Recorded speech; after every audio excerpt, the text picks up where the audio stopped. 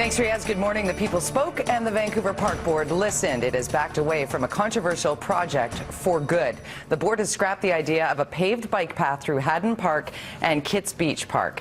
The idea was met by strong opposition when put forward last year. Parents were concerned about the safety of their children, while many didn't like the idea of tearing up green space. And a historian successfully sued the city on behalf of Harvey Haddon. He donated the park space named in his honor and wanted it preserved. They came to their senses. They came to their senses, and it's a miracle, and it's wonderful. The Park Board says it will look at ways of improving existing bike and pedestrian access to the area, and it says money for the plan will be used on other projects around the city. It's budget day for the BC government, and Finance Minister Mike de Jong says the budget will be a balanced one. De Jong says there will be a few spending announcements or tax breaks, but that British Columbians can expect 3 years of surpluses. The opposition NDP isn't buying it and wants to see a royalty plan for LNG revenues. Furthermore, the NDP says the government was only able to balance the budget by rejigging BC Hydro revenues. This is the BC Hydro balanced budget. You know, if only we could all balance our budget this way, which is to ask someone else to borrow money for us and hand it over so that we can pretend to have a balanced budget. West Vancouver will be getting a new top cop as the district's police department faces troubling allegations. Chief Peter Lepine has announced his retirement after results of an employee satisfaction survey were released. They indicate very low morale among West Van officers. Accusations have emerged, including reports of bullying, racism, and sexual harassment.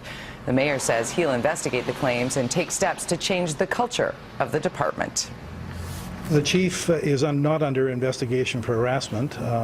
He has been accused of harassment, but he's always been cleared of any allegations. Former West Vancouver Police Chief Cash Heed says he's heard reports of improper behavior since he left the force. Heed says he started to clean things up during the 2 years he ran the department before leaving for politics. Let me tell you, they're afraid to come forward. They're afraid to go public with their issues because of the retribution that has been given to some people. Lepine is expected to leave in September. He insists he was preparing to retire anyway, and the allegations did not play a role in his decision. Homicide investigators have now taken over a case in Abbotsford we told you about yesterday. Decomposing remains were found Sunday morning on the edge of the Fraser River. An autopsy still needs to confirm the cause of death and the person's identity. A 42-year-old man has been arrested for a brutal random attack on the downtown Eastside. A woman was punched and knocked down at a crosswalk on Hastings Street near Abbott. The 57-year-old was then stabbed and left bleeding on the ground. The suspect was arrested nearby, but not before allegedly trying to fight off police. He faces 3 charges, including attempted murder.